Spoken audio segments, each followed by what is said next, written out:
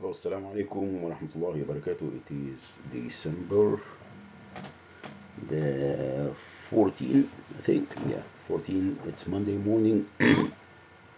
Hello? Hello? Yes, Thank you so much for holding. So the only person who's available to speak right now is the admissions officer. I can transfer you to her. sure. Thank you. Thank you.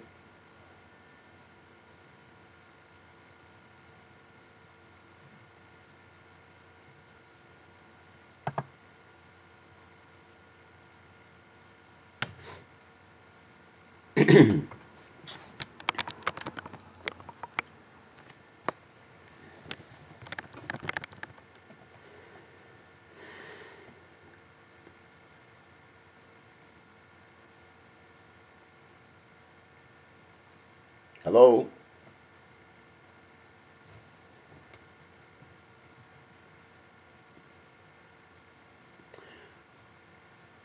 Well,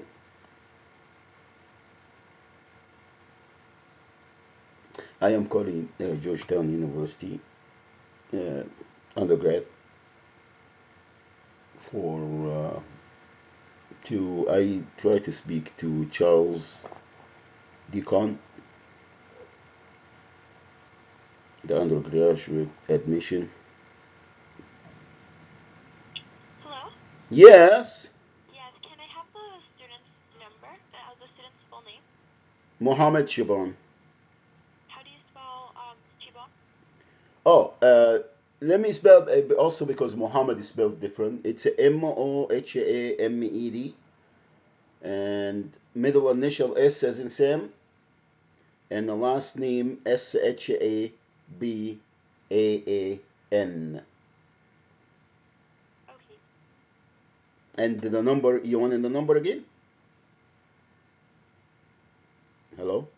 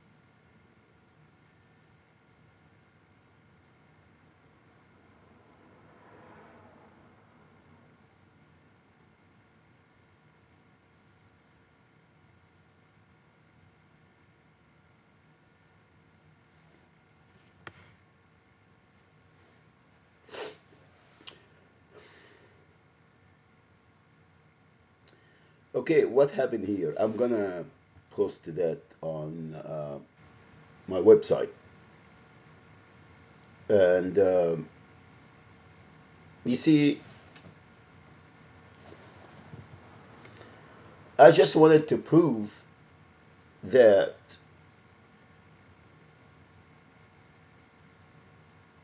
Islamophobia and racial profiling, it's a fact of life. It is, the influence here is, Hello? yes. So I'm unable to pull anything up in the system. Can I double check the spelling of the last name? Okay, it's are you the admission personnel I'm supposed to talk to, or you are the receptionist? No, no, I will transfer you to her. Okay, alrighty. The let me give you the number. If can't you get it from No, the? I can't find anything through that. So can I have the last name, please? Alrighty, it is S as in Sam, H as in Harry, A as in Apple, B as in boy, A as in Apple, N as in Nancy. First Okay, thank name, you.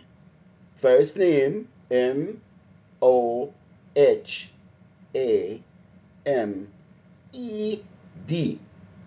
And I got an email confirmation for my application, and I paid the $75, even though I was supposed to get a fee waiver. But I didn't want to go through you know, the hassle and so on. Are you still there? No, you're not. They probably they probably delete my application, cancel it. Mohammed Shaban cannot even apply. She said that she doesn't have any records, even though there is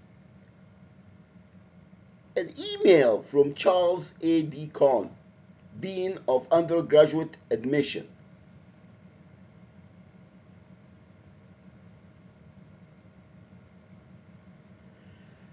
This is what I am trying to prove.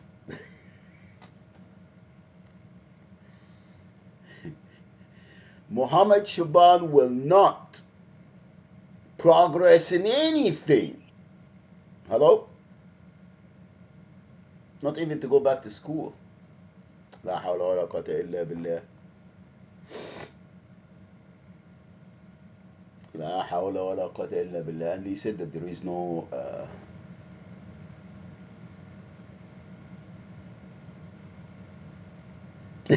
the owners of the country. the, the early pilgrimage.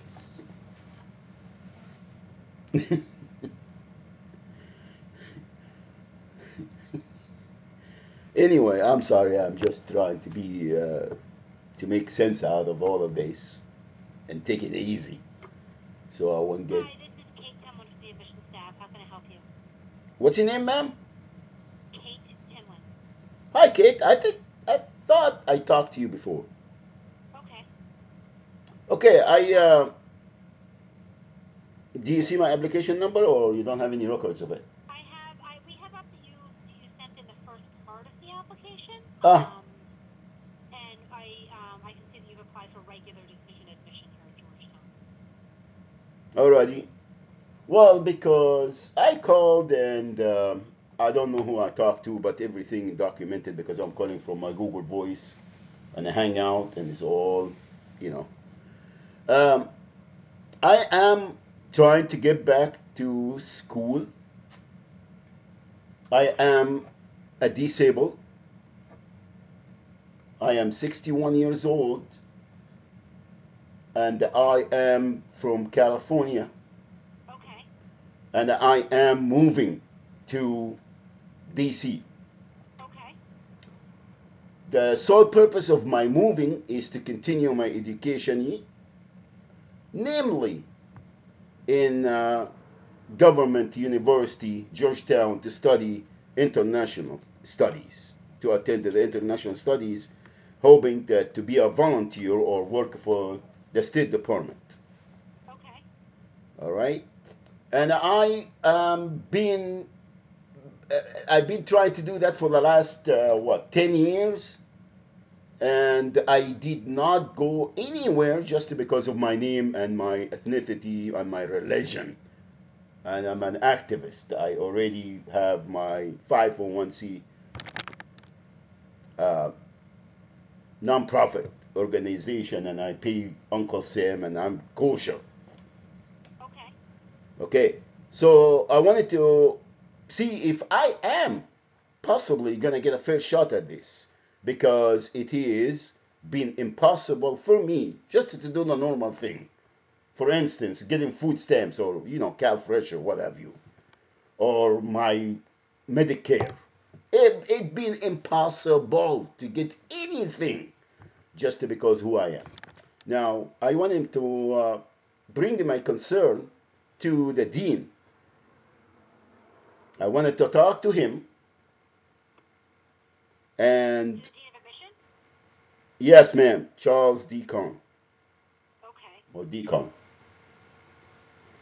And that's why I called today, ma'am. I wanted to talk to him, and I Well, wanted to. I can say, I mean, I can give you assistance. I mean, the dean I will take tell you, and the normal course of events does not get on the phone with applicants just because there are about 20,000 people a year who apply. But how can I help you? Now, I've seen you filled out the first part of our application, and what we'll need to consider you is the second part of our application, which is called the supplement. Have you gone on to the system and gone forward to the supplement and filled that information out yet, or have you begun to? No, no, no. I'll tell you why. I'll tell you why. Because I have been even offered a scholarship from the Heritage School of English, Georgetown. Okay. Oh, and I did the admission process for the last 3 years, man. And I always get so disappointed. So and my disability is mental. I take a lot of medication. I don't sleep, and I am very disappointed. So I become in so despaired that I don't even, when I attempted to do anything, or I attempt to do anything, and I know the outcome is gonna be because of who I am, and I just get discouraged. I couldn't continue because I am so tired of fighting just to get what is, it's normal, and it's given to everyone that qualify. That's why I am very reluctant to continue, because the disappointment is very draining and demeaning to my soul, if you know what I mean. I can Yes. understand, but sir, we can't. The only way we can consider you for admission is if you fill out the entire application. I will. I will. Trust me, I will. Now, I wanted to, because I called before and they told me that, oh, you got to get your transcript from your previous school, and so on and so forth. And my bachelor degree is from Alexandria School of Commerce, University of Alexandria, 1978.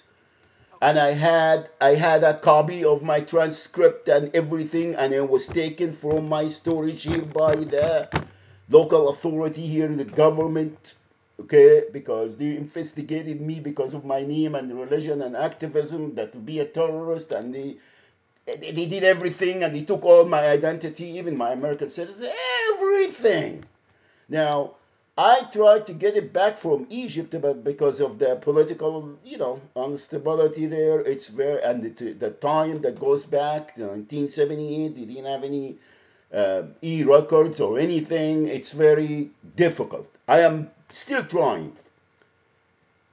There is any, I'm sure that there is some else that I can do to kind of, and that's why I want to talk to the dean. I wanted to see what are my rights, ma'am, because every time, and that was the reason that well, I didn't even go through the process for the last 3 years with the Heritage School of English, because they were just nearly impossible. I just gave up.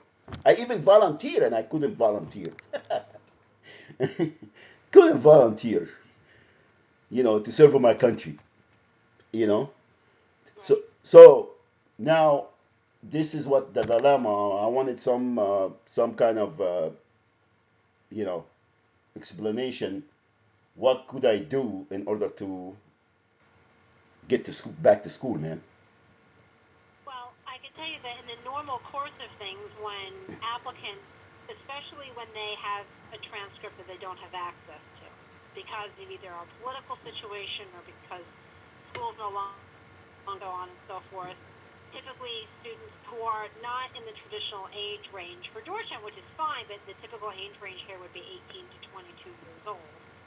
Those, many times, those more mature to a local community college get, about 12 credits worth of credit under their belt and apply to Georgetown as transfer students so that they had some kind of recent academic work, a transcript, and recommendation letters from teachers to give to us as part of the process, because we need some kind of academic track record to base our judgment on, which I'm sure Right, you can understand. right. That's for young. That's for young folk. Well, it's for everybody who applies here, regardless of their age. Alrighty. Okay, now what if I go to the Department of Justice and explain to them, because I filed with the Department of Home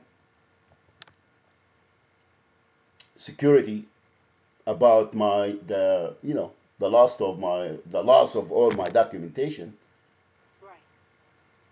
Well, I mean, that's less important to us. I mean, what's more important to us is that we have some kind of academic track records and paperwork to show us that we believe that any applicant, including yourself, could succeed academically at Georgia. I know, but what I'm saying is that I reported the incident to the highest office, security office in the country.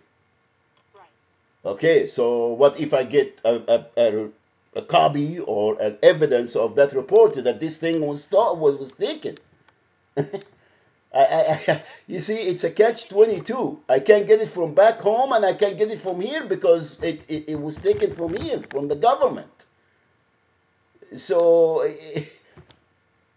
I just want a reasonable ground in between, man. Right. I mean, all I can tell you is that we need some kind of academic record.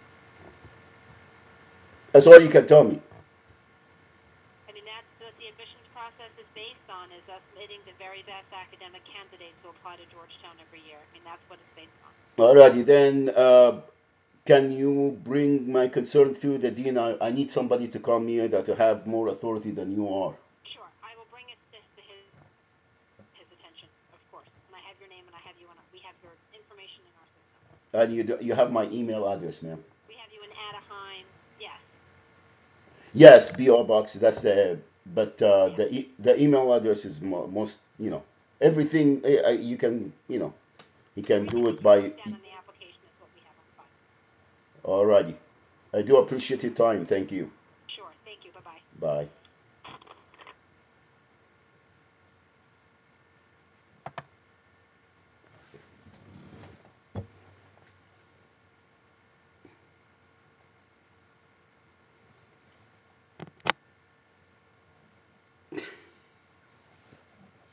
That's what's been happening.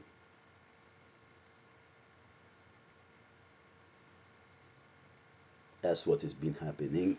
Alrighty, okay, fair enough. I uh, I brought my concern. That's it. I just wanted to document that. Thank you. Assalamu alaikum wa rahmatullahi wa barakatuh.